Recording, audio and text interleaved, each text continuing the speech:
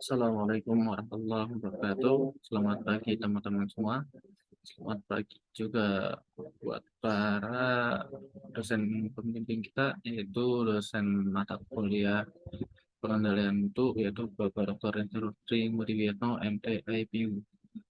Perkenalkan, nama saya Rusmana dengan NIM 3520 10421 dari kelas E20C6 akan menyampaikan tugas Six Sigma. Selanjutnya itu apa itu dengan Six Sigma? Six Sigma adalah suatu cara yang berfokus dalam meningkatkan kualitas. Six Sigma memiliki dua kalimat dan pengertian yang berbeda. Di mana kalimat Six artinya 6 dan Sigma yang artinya satuan dari suatu standar deviasi yang dikenal dengan simbol Sigma seperti ini. Maka Six Sigma dapat disimbolkan menjadi 6 Sigma seperti ini. Ada pula yang mengatakan bahwa Six Sigma adalah suatu cara yang dilakukan oleh pihak perusahaan dalam mengembangkan kapasitas pada proses pengembangan bisnisnya. Jadi apabila semakin tinggi nilai sigma yang kita miliki dalam suatu perusahaan, maka semakin kecil kemungkinan cacat pada suatu proses produk tersebut. Tujuan dilakukan hal ini agar dapat meningkatkan kinerja dan meminimalisir adanya potensi kesalahan. Nah, seperti apa model Six Sigma itu? Terdapat dua mode utama yang digunakan untuk Six Sigma, yaitu ada DMA-IC dan DMA-DEVI.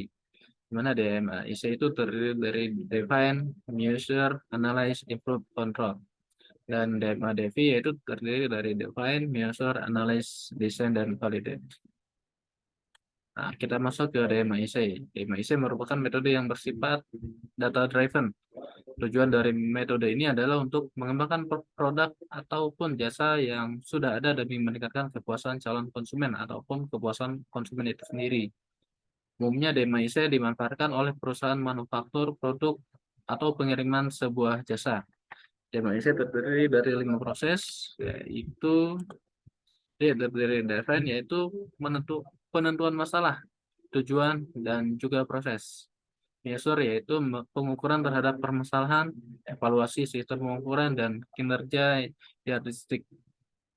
Analis yaitu menganalisis sistem untuk mengidentifikasi kinerja sistem atau proses demi mencapai suatu tujuan yang diinginkan. Yang keempat yaitu improve atau melakukan tindakan perbaikan atau pengembangan suatu proses yang tentunya secara berkelanjutan. Yang terakhir yaitu control. Tahap ini kita akan mengukur kinerja implementasi pada berbagai tahap strategi sebelumnya. Jadi dari define, measure, analis, dan improve itu kita kontrol untuk kontinuitas proses tersebut. Selanjutnya yaitu ada DMA-DEVI. Yang dimaksud dengan DMA-DEVI ini adalah suatu cara yang dapat digunakan dalam menciptakan atau membuat ulang suatu proses manufaktur produk yang baru.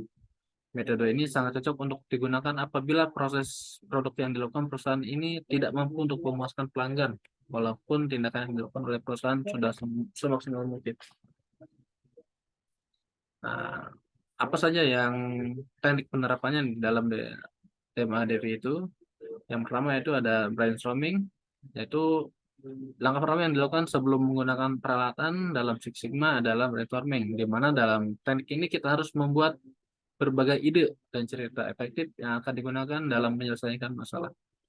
Yang kedua itu ada sistem 5R atau 5S di perusahaan Jepang menyebutnya. Dalam 5R yang dimaksud di sini adalah ringkas, rapi, resik, rawat, dan juga rajin.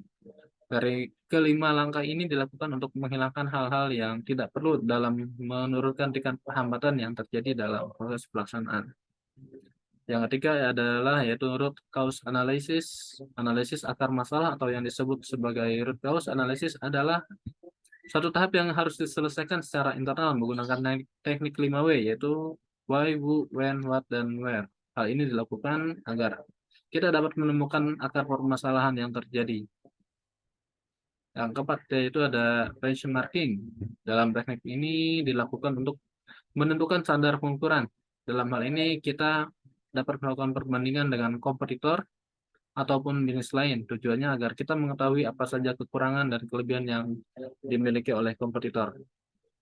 Yang kelima yaitu ada Pokayoke. Teknik ini dilakukan untuk menghindari berbagai potensi kesalahan dan penyusunan strategi. Dalam teknik ini, karyawan juga harus mampu mengidentifikasi apa saja yang menyebabkan inefisiensi atau ketidakefisiensian dalam bisnis yang dijalankan. Yang keenam yaitu ada suara konsumen. Langkah ini dilakukan untuk mendengar setiap kritik dan saran yang diberikan oleh konsumen, baik secara internal maupun eksternal.